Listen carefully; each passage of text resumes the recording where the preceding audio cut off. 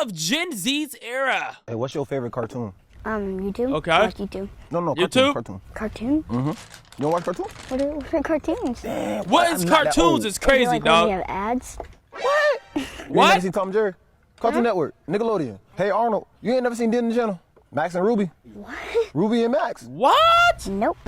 When I was scrolling on TikTok, I saw this clip and it officially Kids don't watch SpongeBob no more? That's crazy, dog. What? solidified to me that Gen Z's era is officially over. After years Yeah. of making fun of millennials, it's officially caught up to us. And although the Yeah. last Gen Z year is 2012, which only makes someone born then 13 now, guess what? If you know what a cartoon is now, you're officially what the kids call, and I'm gonna be referring to things from now on as what the kids call it because I've reached that point, Unk status to Gen Alpha kids. You're It's so Unk. wild that Gen Z and millennials grew up with things similar, and Gen Alpha kids are in a complete different stratosphere. So I want to talk about some of the things that Gen Alpha won't grow up with or what they'll have to adapt into society with. Okay, And one of the I'm main here. things I Tell me feel about kind of bad for them is having to grow with constant cameras 24/7. I can't even envision a world anymore without social media or people recording things in public. And yeah, although most of Gen Z also grew up with a lot of cameras in our face, I would say for most it was a mix of an offline childhood with an internet world. Like for one, we were still watching cartoons on TV and had our childhood networks we watched, waiting for a new episode to drop and watching it on TV. I remember like clockwork pulling up to the TV at night to watch the new episode of regular show or Adventure Time. Also still touching grass and having the whole block just vibing around the neighborhood. Nowadays people Yeah, I can't remember touch that. the sunlight around their neighborhood without disintegrating into pieces. The online world we grew up in was mainly YouTube and all the OG YouTubers. Just watching whatever the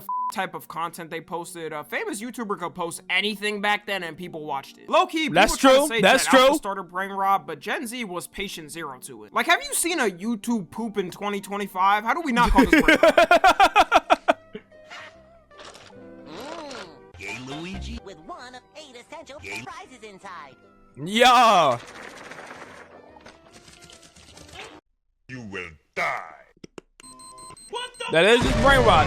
But you know what? At least we can say one thing. This brain rot was made by humans. There was real passion in the bull, at least. Yeah, it may have been brain numbing, but it was our creative brain numbing we put together. For Gen Alpha, there's basically zero offline childhood anymore. Other than them going to school, that's really all the IRL interactions they'll have for the day. Most of the work in school is going to be done on computers with the help of AI too, so, you know, no more creative paper learning. You'll see them run home with the swiftness after school ends to get their iPad because now phones are banned in school. And at the end of the day, that's something older generations are just going to have to get used to. Why are phones? Wait. Why are phones banned in school? What the hell? Why do they ban phones? What? The way older generations were reacting over us looking at internet memes, they thought there's no way these kids are growing up normal. And look at us, we made it out perfectly Why would they do fine. that? Your hair looks very bouncy.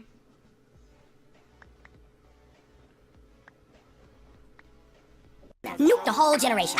What was that, dog? Dropping a atomic What bomb was on the that? whole generation. I'm more worried about the online radicalization they're gonna face and how that's gonna with their brain. People gotta realize a lot of reasons why people may have an extreme ideology is because they grew up with it and it was drilled in their head from a young age. And when it's drilled so hard into you at that type of age, it's hard to break away from you because it kind of becomes your personality as well. But I think more than likely, a lot will probably just turn out how Gen Z did with the internet and phones. It is sad though that everything is filmed and they can't make the same mistakes other generations did. Like no matter what age they say something on the internet, it'll be attached to them until the day they die. If they somehow put an archive of COD lobbies when I was an edgy dumb kid, my ass ain't ever getting a single sponsorship on this channel. But it's all good now because I changed, you know? As a kid being born now, at any time you risk being filmed. You could be born as a family vlogger kid, a fate some would say is worse than death. Then in the future, when you ask your mom and dad for pictures of your first birthday, they just pull up the video on YouTube with you in it that you didn't even know was posted. You can't even walk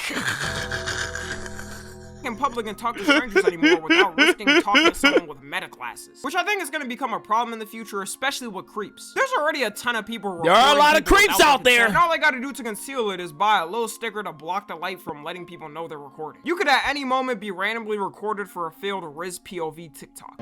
Yeah, God took his time when he made you. Oh, this your girl? My fault, bro.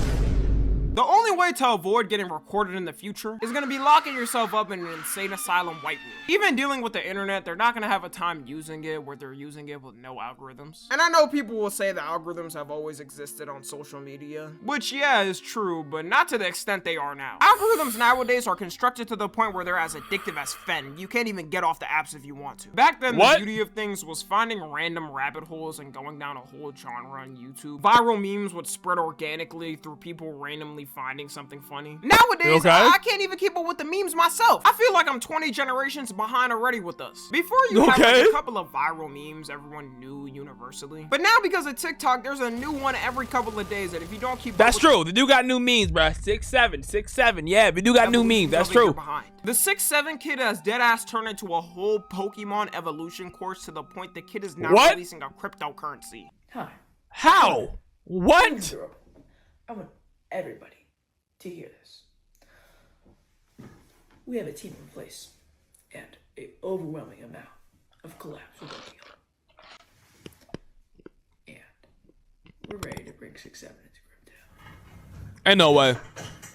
Anyone that gets scammed in this deserves it, and I hope he makes $1 million and never gets arrested. I can't get over the fact that AI memes are gonna be a thing that's typical. And I'm not talking about Sora 2 edits of people and stuff. I mean literally AI generated memes like Tung Tung Sahar or any of the other brain rot. No, Tung Tung Sahar is complete brain rot, dog. Tung Tung Tung Tung Tung Tung Tung Sahar. AI characters, which they're selling plushies and merch of it and everything. Kids love it. What they're also never gonna experience is the prime of using physical media. Bro, I think even something like flash drives will be unknown to a lot of them. Because now we got cloud media and you don't really need it anymore. Nostalgia of pulling up to your homie's house and them having a collection of games for y'all to choose through. Or the family living room DVD collection for y'all to sort through. I don't think it will completely die off though, because people still buy albums all the time. Which kind of makes sense because it's one of those things that you can always have as a collectible for the future. But physical movies and games are definitely gonna be dead. They already stopped producing a lot of them for years by now. You might have to go back to it though, because these companies' greed is getting out of hand. Once everyone found out you don't actually own the games you buy, but a lot of them you're just licensing a copy. And if the company you're getting it from, like Sony, loses it, then you lose the game too. It changed people's mind in a snap. Instead of calling it buy on the PlayStation Store, they might as well call it temporarily rent until we lose our license for it, then f you and know you're not getting your money back. That's gotta be illegal in some type of way. Like, what are we doing, law enforcement? It's gonna be crazy in 2050 when kids are doing nostalgia years for the 2000s and 2010s. And they pull up with a collection of DVDs and CDs. I think it might reach a boiling point where people genuinely swing back to having physical things. Especially with every streaming platform increasing their prices every year, while removing the shows people actually like. There should be no reason Netflix is increasing their price by like $3 every year. That inflation excuse is gone, it ain't 2022 anymore. Instead of actually giving good content, they'd rather pay off Congress to sign some law that says it's the death penalty. Yeah, why do they be removing shows, bro? Like, they didn't like Crunchyroll remove some crap, remove Claymore? Like, why would they do that? What's the point of removing the show? Like, what? Life was really good though when you just had Netflix and could watch whatever you wanted. And why'd I just find out for Amazon Prime Video that they started charging to use it now? Jeff, you not making enough money from the Amazon subscriptions? Come on, dog. I've been paying you $15 every month for the past 6 years. You could at least give me that. You're just trying to pay off a country to remove a bridge so your yacht could go through it. I just want to watch The Boys for free. Subscriptions are something Gen Alpha is also gonna have to grow up with. They're not gonna know a world where you could buy something and have it to you and not have to pay a subscription to use it. In fact, I guarantee in 10 years when you're going to buy anything, in order to unlock the full capabilities of the product, you'll have to get some type of subscription. They're already doing that with cars. It used to be free to use all the car apps, and now they charge you $10 to $20 a month to use them. They're making a car where you're gonna have to pay to unlock the full horsepower. Making a product with something already ready to use in it and then charging to use it is capitalism summed up in 2025. Even Ring, the security camera everyone gets, started charging to be able to see intruders. Imagine not paying $5 a month to see out your Ring camera and someone's breaking in your house but you can't see who it is. Then you get slimed out because you didn't want to throw $5 a month for a camera you spent $100 on already. I've noticed in the past decade they've been doing this for a lot of products. A company will release the product that's cool and everyone in the public loves. That's so dumb.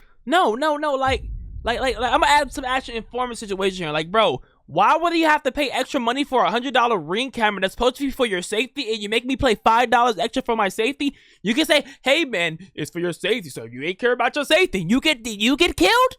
That's on you. You should care about your safety more with $5 extra. You basically blackmailing me after me spending $100 on this already to do it? No, that's fucked up. What the hell? And when the public starts to rely on it, that's when they press the sorry, I didn't mean to push cuss. and agree to the max button. And it always works.